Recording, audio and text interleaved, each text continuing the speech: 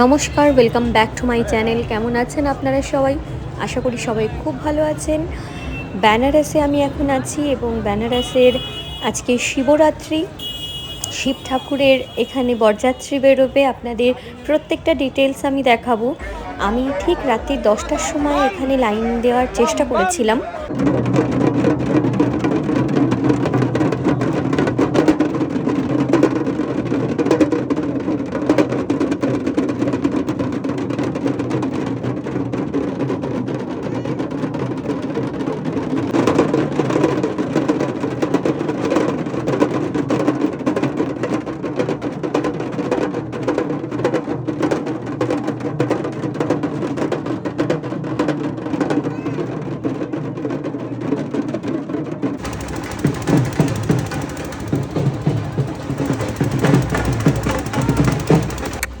এই যে দেখুন, আমি এখনও লাইন কোথা থেকে যে শুরু সেটাই এখনও খুঁজে পাইনি।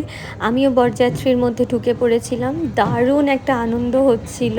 প্রথমবার এত সুন্দর একটা অনুভূতি হলো।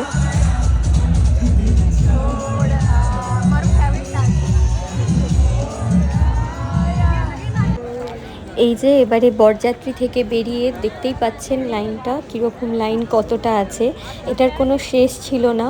তো আমাদেরই চেনা জানা মাঝখানে একজন থাকার জন্য আমাদেরকে মাঝখানে ঢুকিয়ে দিয়েছিল। জানি এটা ভুল, কিন্তু কিছু করার নেই। এই যে আমরা সকাল 11:30টার সময় বেরিয়েছিলাম দর্শন করে, পুজো দিয়ে, এবং দেখুন জাস্ট বেরিয়ে পড়ে কি ভিড়টা তখনও ছিল। সারা রাত্রির যে লাইনে দাঁড়িয়েছিলাম কিচ্ছু মনে হয়নি, এত আনন্দ করেছি। এবারে চলুন, আমরা কিন্তু রাস্তা হারিয়ে ফেলেছি, তাই জন্য অলি গলি দিয়ে যেতে যেতে যেতে যেতে আমাদের হোটেল রুম অবধি পৌঁছাবো।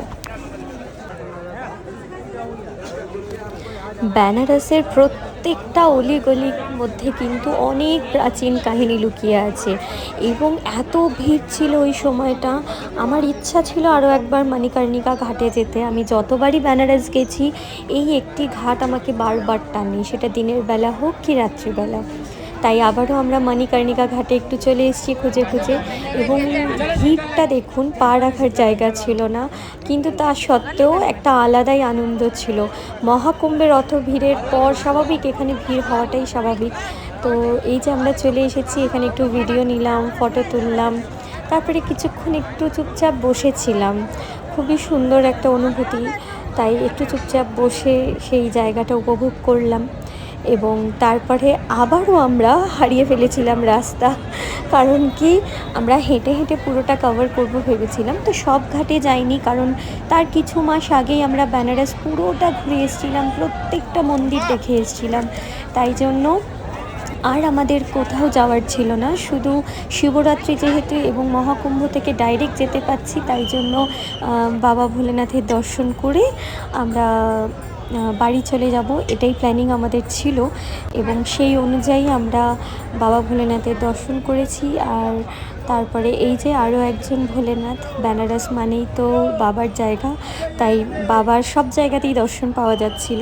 তো একটা জ্যোতির্লিঙ্গ দর্শন হয়ে গেল, এর থেকে বড় সত্যি আর কিছু পাওয়ার নেই। তো তারপরে আমরা আবারই কিন্তু রাস্তা হারিয়ে ফেলে কি সুন্দর সুন্দর গলির মাঝখান দিয়ে যাচ্ছিলাম। তো এখান থেকে একটা জিনিস প্রমাণ হয় যে রাস্তা হারানোটাও কিছু কিছু জায়গায় কিন্তু ভীষণ মজাদার, ভীষণ উপভোগ করার জিনিস। ভাগ্যিস রাস্তাটা হারিয়েছিলাম, তাই এত সুন্দর সুন্দর বেনারসের গলিগুলো দেখতে পাচ্ছিলাম, যেগুলো আমরা রিলসে দেখেছি, ভিডিওতে দেখেছি, সেটা নিজের চোখে আমরা উপভোগ করতে পারছিলাম। চলুন আপনাদেরকেও দেখাই রাস্তা হারিয়ে কত সুন্দর বেনারসের গলি খুঁজে পেয়েছিলাম আমরা।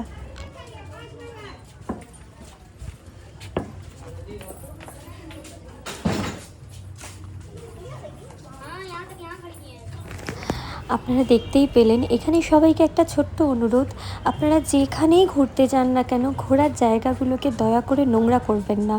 দেখতেই পাচ্ছেন এখানে কত নোংরা ফেলা রয়েছে, তো এগুলো করবেন না, আমাদেরই তাহলে ঘোরার আর কোনো জায়গা থাকবে না। তো এবারে আমাদের বেনারস থেকে বিদায় নেওয়ার পালা। বিদায় নিতে নিতেও আমরা ভোলেনাথের দর্শন করে নিলাম। এবং এটা তো রাঁচিতে নেমে ওখান থেকে যখন পুরুলিয়া বাড়ি আসছিলাম তার একটা খুব সুন্দর একটা দৃশ্য, সেটাও আমি ক্যামেরাবন্দি করে রেখেছিলাম যে আপনাদের সবার সাথে শেয়ার করব বলে। চলুন তাহলে দেখা হচ্ছে পরের একটি ভিডিওতে। ততদিন সবাই সুস্থ থাকবেন, ভালো থাকবেন, টাটা।